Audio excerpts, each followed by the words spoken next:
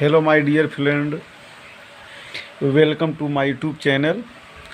आज आपको हम बताएंगे पादप कोशिका और जंतु कोशिका में अंतर। हम यह चाहेंगे कि हमारा वीडियो ये आप शुरू से अंत तक देखें और इस पर बने रहें। तो आइए हम बताते हैं पादप कोशिका तथा जंतु कोशिका में अंतर। पहला पॉइंट है, हम पादप कोशिका में देखेंगे पादप कोशिका की कोशिका भित्ति, पादप कोशिका की कोशिका भित्ति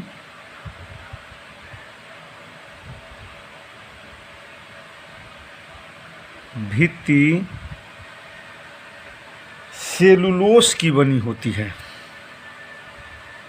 सेलुलोज की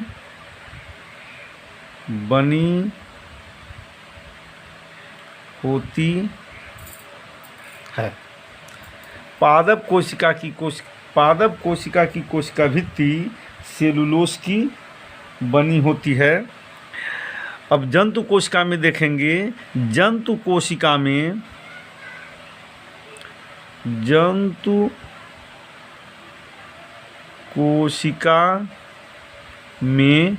कोशिका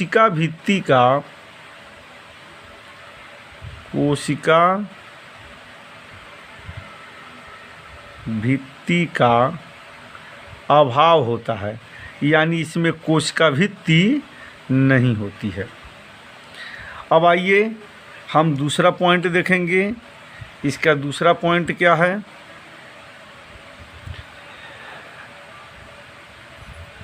प्राय सभी पौधों में लवक पाए जाते हैं, जीवाणु और कवक को छोड़कर, यानी जीवाणु और कवक को छोड़कर पादप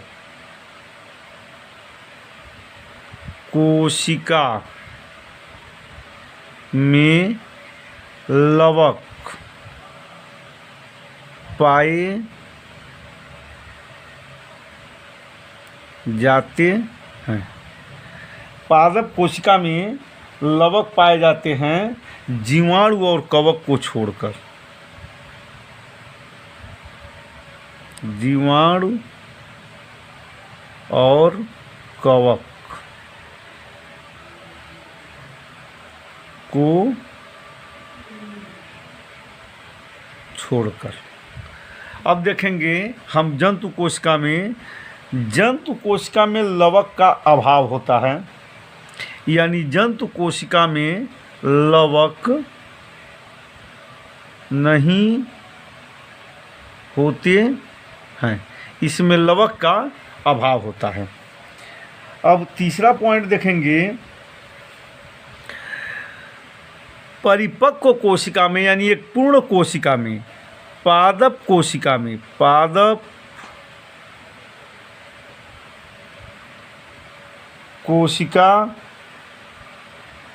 में एक बड़ी रिक्तिका पाई जाती है। रिक्तिका पाई जाती है। अब देखिए, जंतु कोशिका में जो रिक्तिका पाई जाती है वो बहुत सूक्ष्म आकार की पाई जाती है। जंतु कोशिका में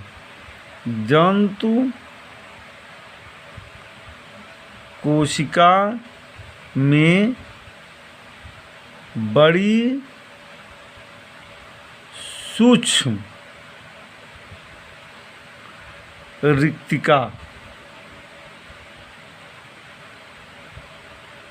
सूक्ष्म रिक्तिका पाई जाती है। अब अगला पॉइंट हम देखेंगे, चौथा पॉइंट, पादप कोशिका में तारक काय नहीं होते, यानी सेंट्रोसोम। पादप कोशिका में तारक काय नहीं होते।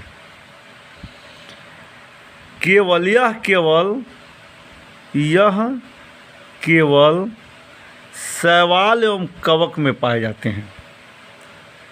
शैवाल एवं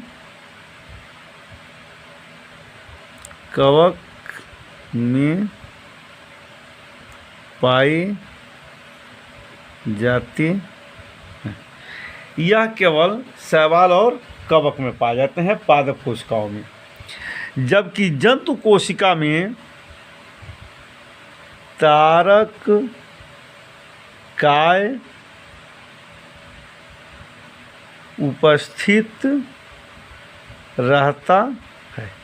जंतु कोशिका में तारक काय उपस्थित रहता है और पादप कोशिका में तारक काय नहीं पाया जाता है। अब देखिए अगला पॉइंट है,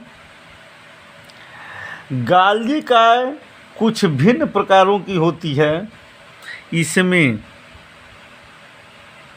इसमें गाल्जी काय कुछ भिन्न प्रकारों की होती है। इसमें गाल्जी काय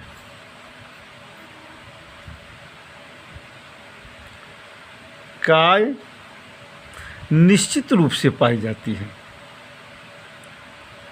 निश्चित रूप से पाई जाती है। इसमें गाल्जी काय निश्चित रूप से पाई जाती है। अब देखिए पादप कोशिका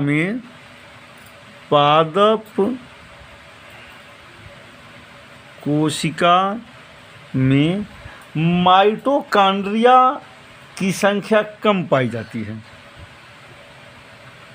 माइटोकॉन्ड्रिया की संख्या कम पाई जाती है। पादप कोशिका में माइटोकॉन्ड्रिया की संख्या कम पाई जाती है। जबकि जंतु कोशिका में माइटोकॉन्ड्रिया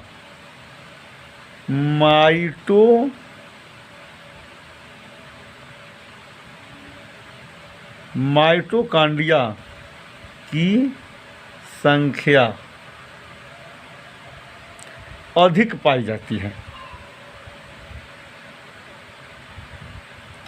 अधिक पाई जाती है। इसमें माइटोकॉन्ड्रिया की संख्या अधिक पाई जाती है। अब देखिए अगला पॉइंट है, पादप कोशिका में लाइसोसोम कभी कभी पाए जाते हैं। लाइसोसोम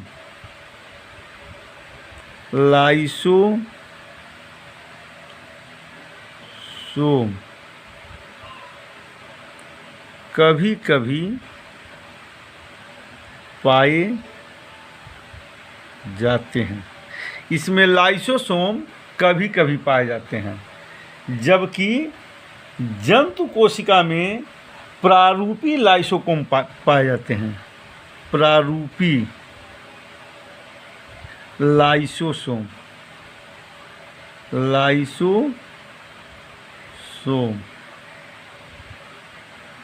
पाए जाते हैं। इसमें प्रारूपी लाइसोसोम पाए जाते हैं। अगला पॉइंट है, 8वां पॉइंट है, कवकों को छोड़कर सभी पादप कोशिकाओं में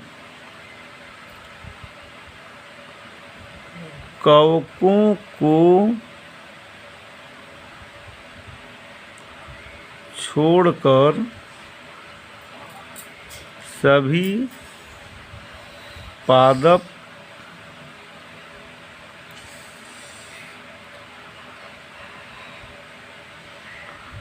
कोशिकाओं में मंड के रूप में भोजन संचित रहता है। मंड के रूप में भोजन संचित रहता है। मंड के रूप में भोजन संचित रहता है।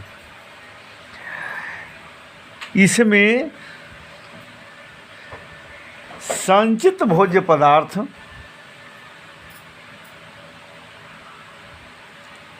संचित भोज्य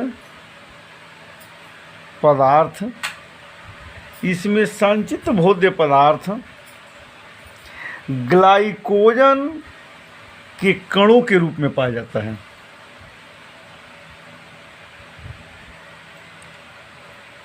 ग्लाइकोजन के कणों के रूप में पाया जाता। इस प्रकार पादप कोशिका और जंतु कोशिका में यह अंतर है।